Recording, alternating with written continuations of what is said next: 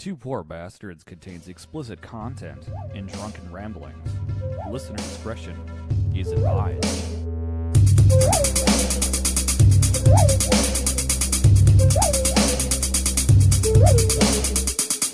You were listening to Two Poor Bastards. This is our second take on the movie Predators.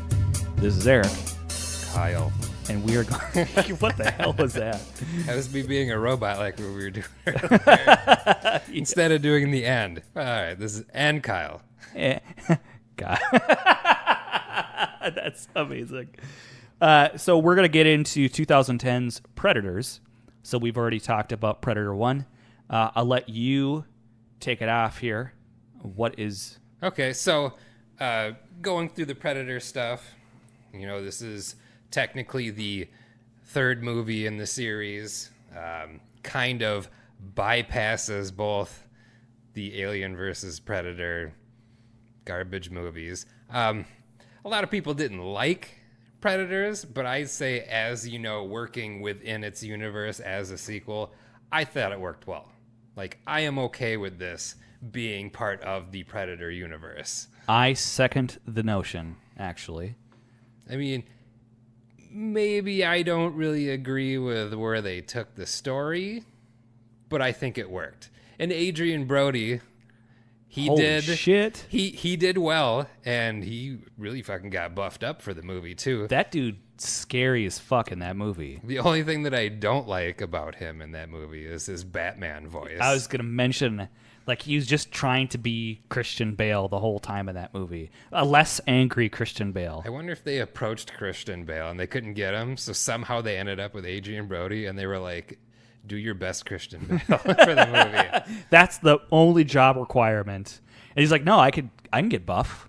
See, look at me, I'm buff. No, we only want you to do the Batman voice. So, yeah, I was okay with that. It being on another planet, kind of an interesting choice. That's maybe the biggest issue I have with the movie. You know why I think it works so well? It adds to the timelessness factor. It makes you question when it takes place. So it's another, if you were to place it, if you're just to do a regular jungle again, that's just a total rehash. But if you put it on an alien planet and kind of make it the game preserve sort of idea, it's a slight twist without being a total ripoff.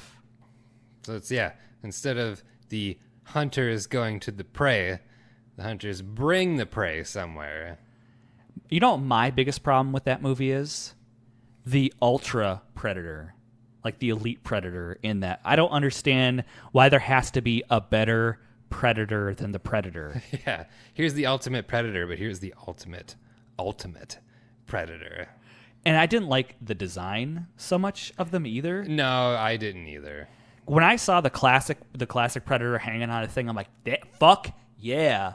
Because it looks, whatever it is about that design, it looks good on screen no matter what time, if we're seeing it in 86 or if we're seeing it now. Dreadlocks are eternal. They work in all ages. On all ages. On all ages. So, a little bit of background about this.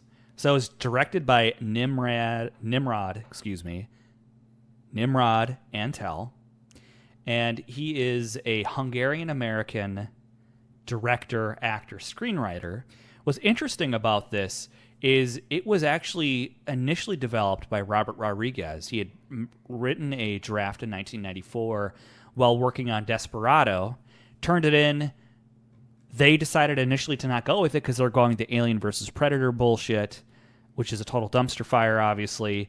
And then they looped back around and they asked him about it, and he kind of dusted it off and they started developing it again. So when they initially announced it, it was assumed that Robert Rodriguez would direct it. And that's what I was really pumped about too when it first was announced. It's kind of like I heard about it, it's like Alien 5. Initially, it was going to be dude from South Africa, and then we get instead, so we get Ridley Scott returning to it, and we get Prometheus instead. Or is Prometheus... I don't remember the timeline. Either Alien 5 was supposed to take place after Prometheus or Alien 5 was supposed to take place, and then Ridley Scott came back and said, I want my shit back, which I think they should have let dude do his version, because everything that I saw on it, I'm like, I want this in my life. Yeah. But so it was kind of a left hook. Like, I initially had heard about the, I suppose, reboot, if you will, and I was about Robert Rodriguez doing it. I thought, I like a lot of his movies. And then... Yeah, if it would have been anything like Planet Terror, then fuck to the yeah. Yes. Yeah, a lot of people throw a shitload of shade at that movie, and I really liked it. It was, okay, as far as... We're going off the tracks here, but as far as the Grindhouse movies, it was way better than Death Proof. Death Proof was a piece of shit. And I am a Tarantino fan. I hate that movie. Yeah, it just isn't. It's not good. So, anyways, to have Nimrod Antel, it was a little bit of like a sucker punch, like, oh, it's going to be directed by this dude. Nameless person who we don't really know what they've done before. Or really after. He did have one movie to his credit that he got a lot of acclaim for in native Hungary, although he's actually not native to Hungary. His parents are Hungarian. Then he went to college in film school in Hungary, made a movie there, then came back. But I'm not really sure. He's done one other movie, and I don't know what it is, to be honest with you. So this movie's got Adrian Brody, as you said. It's got Topher Grace, Alice Braga, my man, Walton Goggins. Yes. He scene stealer in this movie. Lawrence Fishburne, Danny Trejo, and the other dude who's now like has a bunch of critical acclaim. He was played in Luke Cage, the first season's villain. He's got a really long name. I can't pronounce it. It's like something Ali. Tahajawa Baba something. Hold on. I'm a terrible person. I know this. This dude, he's a very good actor. But can you... Mahershala? Right? I'm probably just completely ruining his name. Exactly. Ali. It was the last Great time. actor. And he was good at everyone. Again, another one of those ensemble casts that I think works really well. Topher Grace kind of annoys the shit out of me. And you know what? I never realized that about that motherfucker. He's like cross-eyed. Like if you're watching the movie, I didn't notice that at all when I was watching. There's something about his like the creep factor. It works. Like maybe that was on purpose to up the creep factor. I know there's just something I didn't know. I just give me more Walton Goggins talking about his sister, and less Topher Grace being whatever the hell he is. Or what is it? I'm trying to think of words, and I'm failing terribly. The exposition You sound teller. like you need some whiskey. I'm going to need some whiskey, and we're holding off on this. So it was done for $40 million, which for 2010 money, that's nothing. It's not made big at all. $127 million. So that is enough to justify a true and proper sequel to that movie. It evaporated. Nothing ever came of it. And I would have seen a sequel to that movie. Honestly, I enjoyed it. As you said, there's a few things that are kind of interesting where you kind of like, huh? But as far as the direction, it's a solid action movie. Mm-hmm. It has its own... I would say that it's missing some of the wink that the first Predator has. Like it's got this, like the first Predator has like a certain sparkle to it, like a little sparkle in its eye, whereas this one not as much. This is the rundown like person sitting in the gutter. But yeah, Adrian Brody totally sells his character. He's fucking a total beast in this. So surprising. The only thing, again... That's what you call an actor. Right there. Well, he does have an Academy Award, so there is that. It's, I am overall... You can go from a piano-playing nerd to a special forces jacked up dude who can kill a predator. Yeah. It's good for you. Good for you. Good for you. And he's, I think he's kind of kept a low profile since then. He's been in a few things. I think he's in Peaky Blinders now, maybe. I thought I saw a thing on Netflix where he's in that now. But Lawrence Fishburne doing whatever the fuck he's doing. I think he's a little overacting in this movie. Like, I don't know that you would lose your shit that much. Well, who knows? You haven't been in that situation to No, know. you're right. But like, let's say you're in the military. You're trained for a particular kind of stress level, right? You don't get to be in special forces or any of these kind of elite things or a pilot without being able to handle high stress situations for long periods of time and being able to navigate unknown terrain. So for me, he's been there 20 years. I suppose the loneliness would get to me, and you maybe go like Castaway, sort of crazy, and start talking to shit.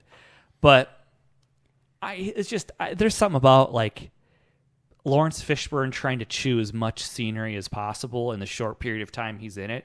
He's a great actor, so that's why I'm being a little more critical on him in this. Do you think it was like that was having him in the movie and hamming it up was like a way to get more audience?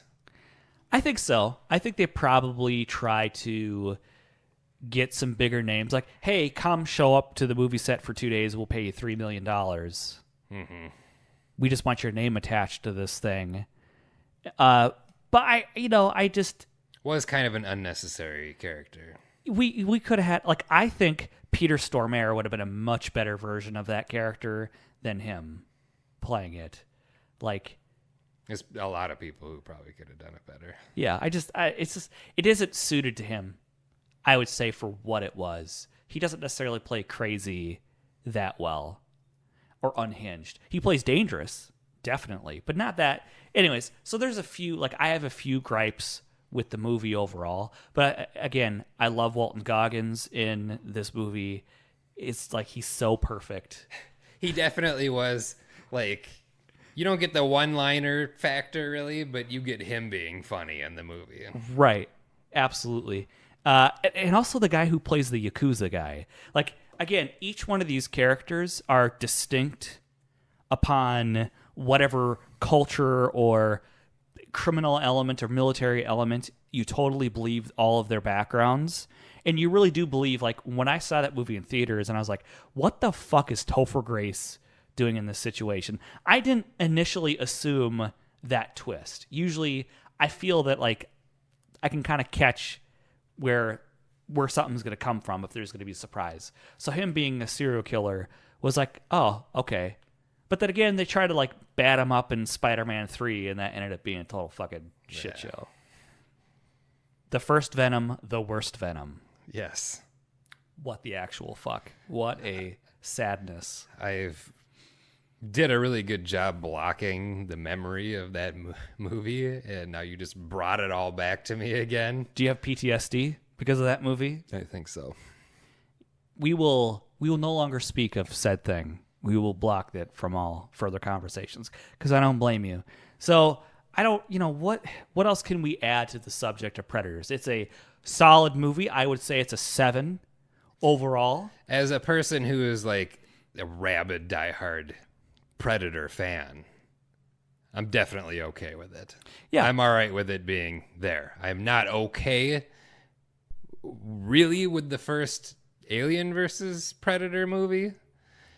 And the second one almost felt like an apology for that, as like they just killed everything in the movie. But like those aside could go right in the trash. Absolutely. And stay there forever. But I will let Predators sit there. Yeah. I really feel that Predators could stay in it. I don't think that you need to write around it. That's really the big thing in vogue now is we're revisiting more and more franchises, and they're writing around unfavored sequels, creating more and more bizarre timelines and, making things more difficult. Difficult enough. Don't make it more difficult. So, if that's all we have to say to that, let's wrap this bitch up. We're wrapped up. All right, so this is our second take on Predators. This is Eric. This is Kyle. Next time. Bye.